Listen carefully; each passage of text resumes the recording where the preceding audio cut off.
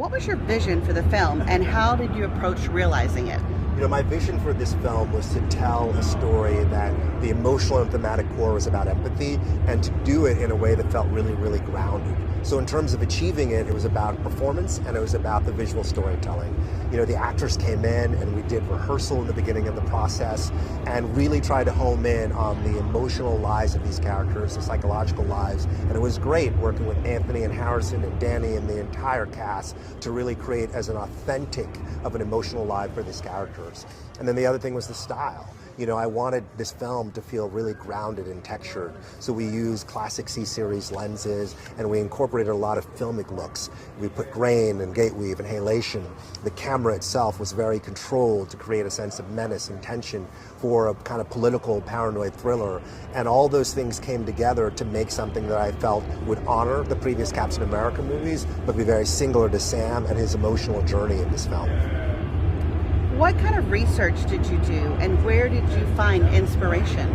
I did a ton of research.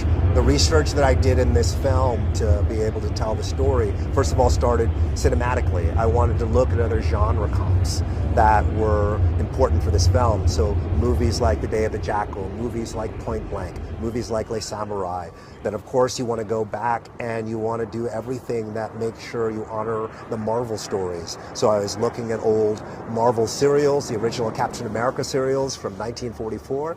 The fact that this character has been around for 81 years is incredible. I went back and rewatched the movies, the TV shows. I looked at publishing and tried to find as many details. One of the most fun things was looking at the Marvel handbook. It's a great handbook that has all these details about adamantium, about all these esoteric things related to the universe, because you never know where you might find something surprising that leads to a moment of authenticity or something that's just a detail that's helpful in the storytelling. I'm a preparation junkie, so it was really fun to do that. What is the tone of the film? The tone of the film is one of paranoia and tension. You never know what's going to happen next. As I said, it was leaning into a grounded thriller, so that's why I had these very specific comps of grounded thrillers. You want to believe in this world, but you also want to be at the edge of your seat. So it was really about making sure that visually, storytelling-wise, and performance-wise, everything stayed coherent. So we had to be very disciplined with costuming. We had to be very disciplined with props. We had to be very disciplined with our environments and sets. All those things need to feel like you have one foot on the ground rather, but then at the same time, you need to keep it open for the fantastic to happen so that when you have these heightened characters like a Red Hulk, or when Sam spreads those Wakandan wings, it still feels like it can fit in the world that's being created.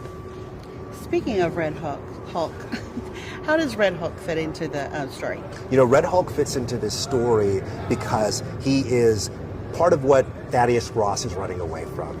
In this film, Thaddeus now is redefining himself. In the past, he used to be Thunderbolt Ross. He was known for his temper, his anger, for hunting Hulks, for hunting, Bruce Banner, and he also became estranged from his daughter, Betty Ross. Well, this story is about him trying to reconnect with her and trying to redefine himself as an elder statesman, as a diplomat. And the Red Hulk becomes a manifestation of the past he's running away from. It becomes, something of his backsliding. So it was great to be able to tell a story that had a Rage Hulk in it as an expression of Thaddeus and his journey. And you put that opposite Sam, and the mistrust that is had between Sam and Thaddeus that extends to these characters as Captain America and the Red Hulk, and it creates this tension that is really powerful, both from an action standpoint, from a character standpoint, but also thematically. So it was really exciting to have Red Hulk in this film. What does Anthony Mackie bring to his characterization of the Captain America? Anthony Mackie brings to Captain America everything that you would dream of. He brings this incredible humanity and relatability. He's so authentic in a way that is effortless. You just believe this guy on screen. He's funny, he's charming, but most of all, he's human. And that human component of him is so critical to believe in Sam and to understand the superpower of his empathy, his desire to care for people, his desire to see the good in each other. And I saw that in Mackie every day. He would come to set and he would shake everybody's hands before he started to work. Whether it was PA, producer, doesn't matter. He wanted to make everybody feel at home and like they belonged, and he was such a great partner to me as a director. So, I loved working with him.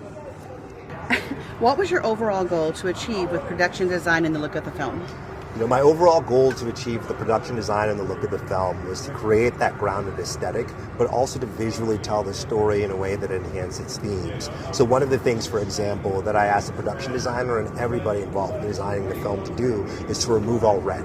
And that was something that was really important. I wanted to allow this entrance of Red Hulk in this film to be a real intrusion in the film. So the movie is very colorful, but by pulling that out of the palette, it creates a bit of a chilliness in the storytelling as well, so that when Red Hulk comes in, it feels like the temperature is increased. And I was able to selectively use red as a way to hint that as we were building forward in the filmmaking. So, that production designer actually created a hat for me that says "Deny Red," because I had said the words "Deny Red" once, but everybody embraced that. So did our set decorators, so did our costume designer, so did our visual effects supervisors.